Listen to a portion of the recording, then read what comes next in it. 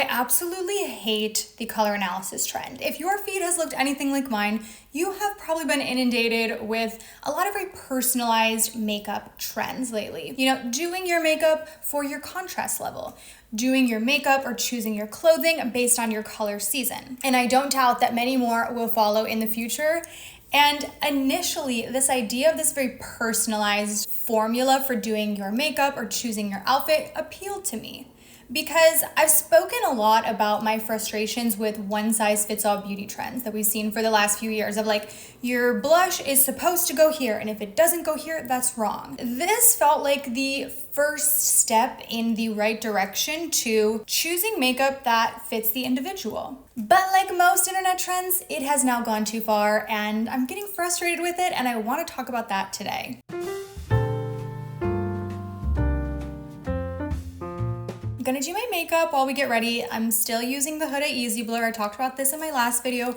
I'm loving this. It is the shade 200B. I don't know that I'll talk too much about the products though, so I'll have everything linked down below. But okay, if you remember in 2023, it was all about the blank girl makeup trends. Do you remember this? Let's go back in time a minute. We had cold girl, strawberry girl, tomato girl, we had latte girl. The formula for these makeup trends went blank girl. And normally the blank was filled in with some type of food, okay? And we watched these trends explode overnight, one after another.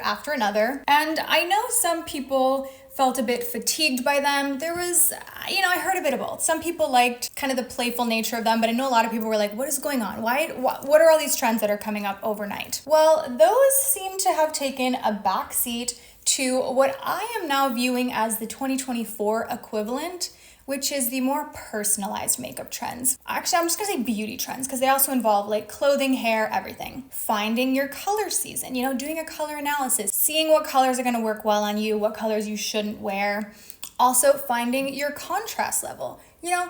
These are things that I have done, I have participated in. I didn't go get a formal color analysis done, but it's something I started considering like, okay, well, what are my colors? What colors do I look bad in? What is my contrast level? And if you know me, you know I've spoken a lot about my frustrations with one-size-fits-all beauty trends. I hate hearing people say things like, you shouldn't do this, or you can't do this, or this is wrong.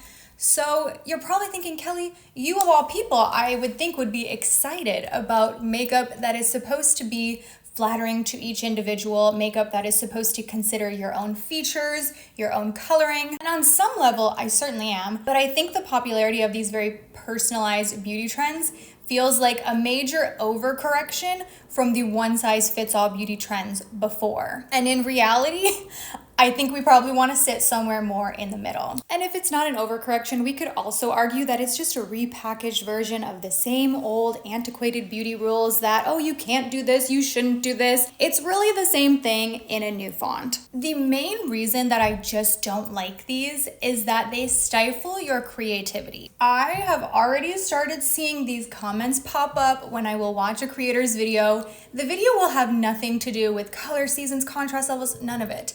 But I will see the comments like, oh, you shouldn't be wearing that makeup look because you're a high contrast level, so you should be wearing blah, blah, blah, blah, blah. Paige DeFure writes about her color analysis experience. I've changed how I dress, accessorize, and do my makeup for better and for worse. Now I limit myself when I shop for clothes. Even if not always on purpose, my eyes zero in on anything that's chocolate brown, orange, or any other color in my autumn range. I reach for things that I know are my season and sometimes don't let myself try things on if they're not. I feel like my brain has been rewired and I'm more insecure about things that I wasn't before. There's something about actively wearing something I know isn't doing me any favors that really brings out my most insecure teenage self. I think a lot of these trends revolve around the idea of like optimizing things, finding your best colors, finding the perfect amount of makeup.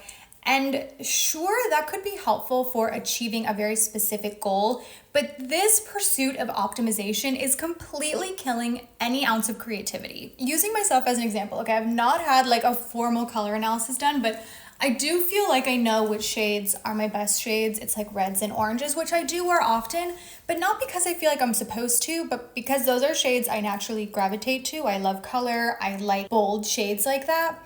But A color that I would imagine, again, I haven't had this formally done, but I would imagine I'm not supposed to wear is black. This is something you could also say considering my contrast levels. You can't tell, but I dyed my hair recently. It's a little bit lighter. So my contrast levels probably sit somewhere between low and medium. So that would suggest I shouldn't necessarily be wearing a lot of very contrasting shades to that. So maybe a navy or a black or a dark brown. Guess what? I love wearing navy, black, and dark brown, and I look good in navy, dark, and black brown. What? Even if perhaps I would look a little bit better, I might be more optimized in like a red or an orange, I still want to wear these other colors. Which brings up another qualm I have with these color seasons. So much of this is subjective. You know, I understand that there's almost a formula to determining your color season, but I cannot tell you how many times I have watched a video of someone saying these are my bad colors that I should not wear and thought, what are you talking about? You look amazing in those colors. Hannah Flanagan writes for The Cut, the verdict on social media is pretty split. For example, influencer Victoria Garrett Brown's followers went as far as to question if she was being gaslit into believing certain colors look better than others. So not only is a lot of this going to come down to personal preference, but I think there's even a way to wear your quote-unquote unflattering shades in a way that is still harmonious to your coloring. And that's where a lot of my opinion on this sits. I think these are valuable tools, yes. I think they're a wonderful starting point. If you are doing your makeup and you're thinking this looks off, how could I make it better to be more harmonious with my facial features and the tones of my face? Love it. These are great places to start. But I cannot emphasize that enough. This is where you start. This should not be a box that you put yourself in. Because if you try to fit into that box and you try to stay in that box, yes, this might be resulting in outfit combos or makeup color combos that are flattering to you. But one of my favorite phrases, I say it over and over again, is something does not need to be flattering to have value. And I implore you to try makeup looks that sit outside of that box, especially because I anticipate that throughout 2025, these very personalized makeup trends are only going to be on the rise. I don't think this was just a quick little moment. I think they're gaining momentum and we're going to start seeing the popularity of them increase in the next year. And again, I think there's value to them. I think there are positive elements of it and we can take those and we can use them. But don't let that be the end of your exploration. Don't decide you can only wear red and orange because a video on the internet told you they might be most optimized to your color palette. Maria Santopoggi writes for Allure, although facial contrast makeup is not by far the most problematic or dangerous beauty craze to blow up my feed, I do have to question the language we're encouraged to use to discuss and classify our faces. And the fact that we feel such a need to put our faces into staunch categories at all. Lately, online beauty has revolved around facial balance and harmony.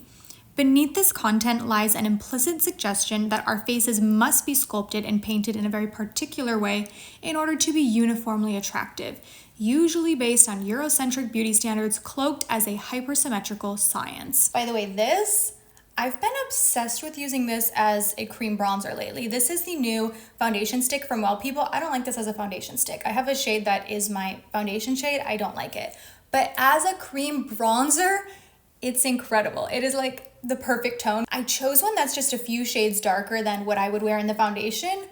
And I feel like it gives the most natural bronzer look. Okay, but this is the shade 28 Medium Neutral. In addition to just being really limiting creatively, I also want to point out that the popularity of these concepts really serves the purpose of keeping us shopping and buying more. You know, the idea of learning that, hey, you have an entire wardrobe of colors that you shouldn't be wearing. Now go out and buy some more. And even if we're not considering the cost of buying a potentially brand new wardrobe to fit into your quote unquote ideal color story, even having the service done to determine your color analysis is an expensive process as well. An hour-long appointment here in New York City runs you close to $300 to determine your good and bad colors. Even last year, going back to a lot of these cold girl makeup looks or latte girl makeup looks, whatever name you want to choose, on paper, these are looks that you could create with things that you already have. But the way I was generally seeing it presented on the internet was, you should buy this new thing to achieve this new look. And inevitably, we've watched that roll over into the popularity of these personalized makeup trends. And like I said, I don't doubt that they will continue to grow in popularity in 2025. I already have a few specific ones that I'm anticipating on the horizon, just considering how popular contrast levels were. I think the next iteration of that we're going to see is your facial weight.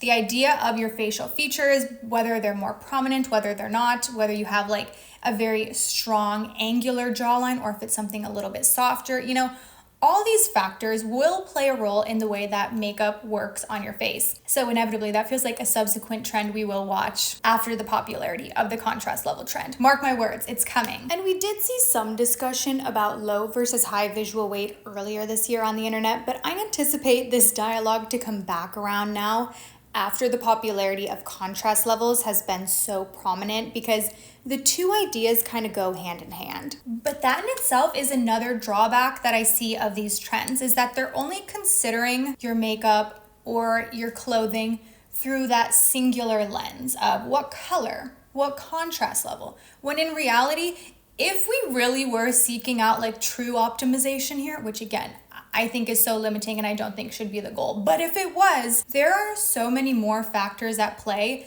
than the color and the depth of the colors. And as these trends are inevitably becoming more and more popular next year, as I know that they will, I encourage you to play with them, try them. I think there, again, is a lot of value in them. And I've seen some of my favorite creators make phenomenal videos that are very in-depth, very thorough, breaking down these concepts. And again, on surface level, I don't think there's anything inherently wrong with them, but don't let these become your new rules. Looking flattering doesn't need to be the only consideration you're making when you're getting dressed in the morning. You can consider your mood and how you want to present that through your outfit, your personality.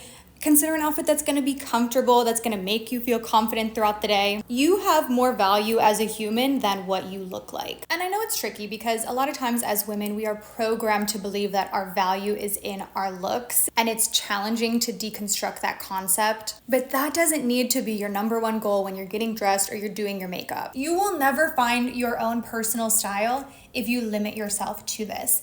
And I've thought this so much while I've watched the rise of the popularity of especially color seasons and color analysis. I think a lot of people look at things like color season almost as a cheat code to finding your personal style.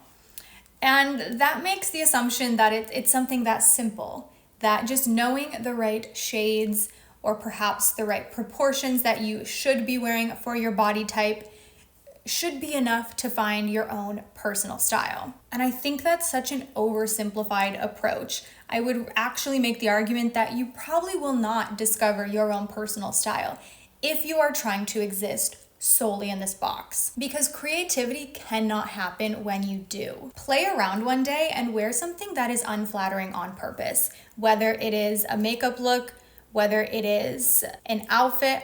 I love wearing crazy outfits that some people might call ugly, but I feel fun and creative and expressive in them, even if maybe they're not optimized to my body type and my colors. They're optimized to my mood and to my happiness. Okay, I said I just picked up the Refy lip blur. I've been liking this, though like most people that have reviewed this, mine came broken. This was hold on. I opened it up and it was already completely out of the container, which is such a bummer because this is, what is this, $24? That should not be happening. The packaging feels so cheap. I want to find a dupe for this. I know it exists, probably in a K-beauty brand or something, but if you have any leads for me, let me know, because I am loving this product, but I want to find a dupe for you guys because for the price and considering how quickly mine broke, I have a hard time recommending it. Okay, and as you can see, we're skipping eyes today. I just wanted this fun, fresh look. Actually, let me draw my freckles back on, at least this one right here. This is one of my favorite steps.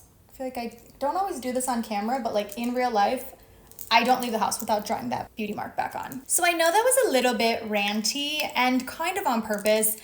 Really, my takeaway here is that I think there is still value in these trends. So please don't get my words twisted of like, Kelly thinks you should never do this. Do it. Watch the videos, learn what your color seasons are, and use that as a tool if you want to, if it's something that makes you feel more confident and empowered when you're getting dressed, but don't exist within that box. And I specifically wanted to get this up now because, again, I think the popularity of these is only going to continue to grow into 2025, and I think it's important to just kind of have this counter argument thrown out there, you know? And maybe you watched this video and thought, Kelly, it's really not that deep, and sure, at face value, maybe not. At their best, these could be helpful tools. But I would also argue that they reinforce a patriarchal system that values women's looks above all else and asks us to forfeit our own creativity and self-expression in the pursuit of being more beautiful, while also, not to mention, capitalizing and profiting on our insecurities. So this is just a reminder, in a sea of videos about optimization, that does not need to be the goal. It does not need to be the end all be all. You have agency when you're getting dressed in the morning. Your personal expression and style is more important than what is considered flattering. So don't let these limit you. Play around with them, learn from them. If you find value in them, use that, but exist outside of it as well, because you might not be wearing a color that is the most flattering to you, but you might be presenting as your best self because your energy is better, because you are wearing a color that you feel confident in. And that energy exudes even more than what just wearing the right flattering colors ever could. So anyways, I hope you enjoyed my rant, and I will go ahead and see you on my next one. Bye.